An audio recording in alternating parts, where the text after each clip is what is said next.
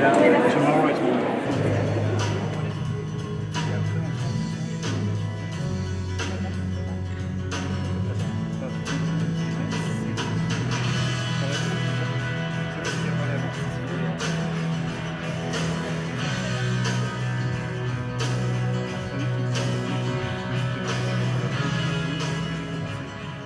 These recommendations should act as a springboard for future EU action on the role of culture in external relations.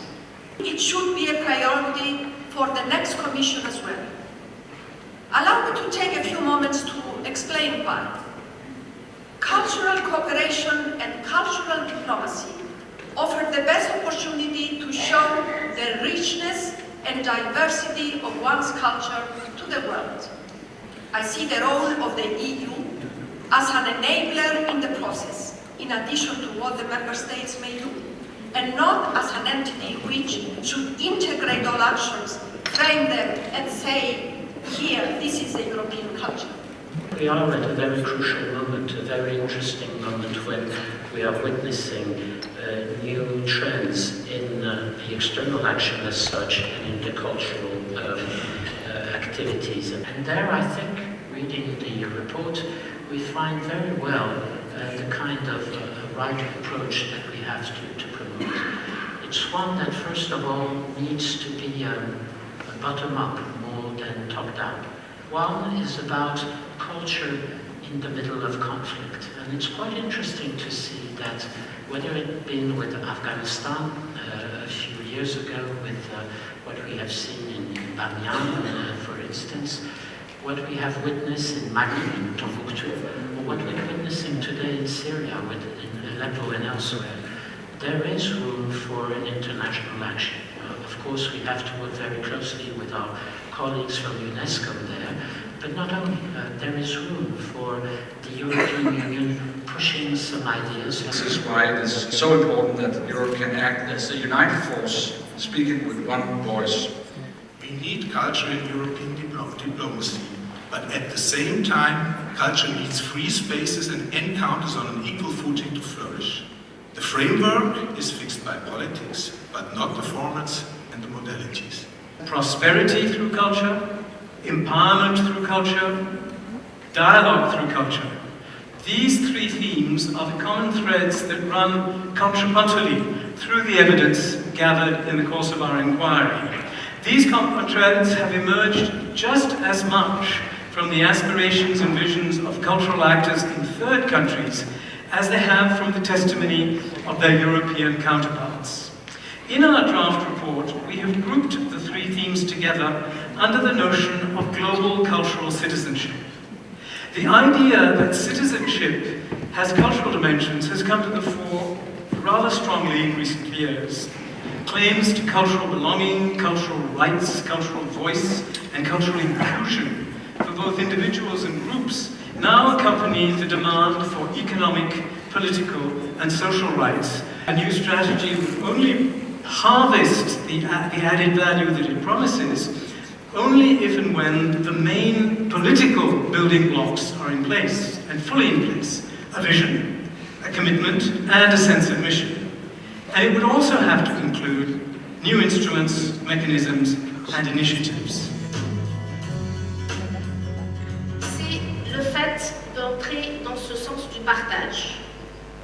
C'est de sentir l'autre. Et c'est d'entrer dans une vraie collaboration égal à égal.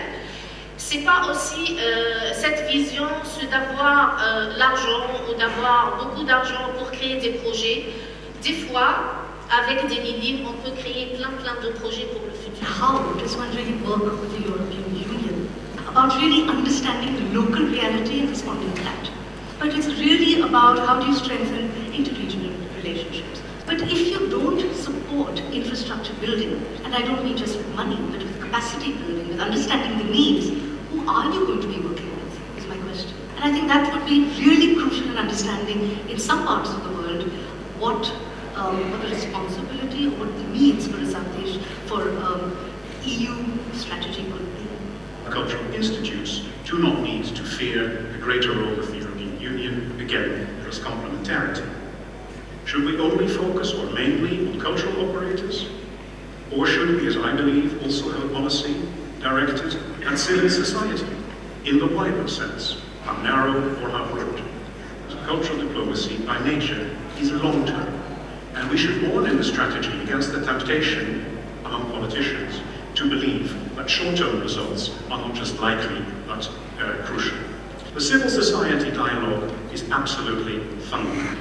The EU should include the protection of sites in the mandate of our peacekeepers abroad. We need to integrate human rights and our cultural strategy. Even Europe has power relations, including in culture. Culture is not cut from the political realities and from power struggles. So we better, I think, say it before it overwhelms us later. So try to go outside of the box, EU box, when you think about your cultural strategies for your neighbors. You know, sometimes getting artists speaking to each other can be incredibly effective. I know that the great documentary, The Square, about the Egyptian Revolution was screened in the Maidan in Ukraine recently as a kind of source of inspiration.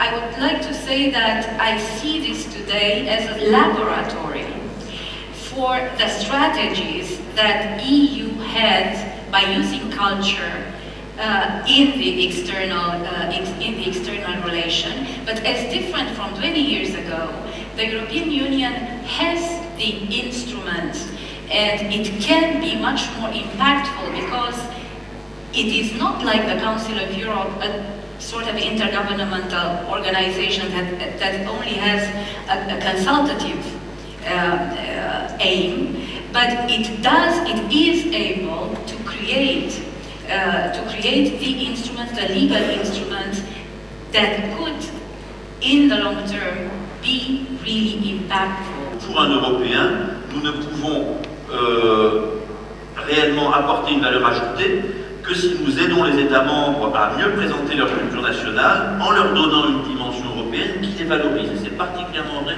pour les États les membres les plus récents.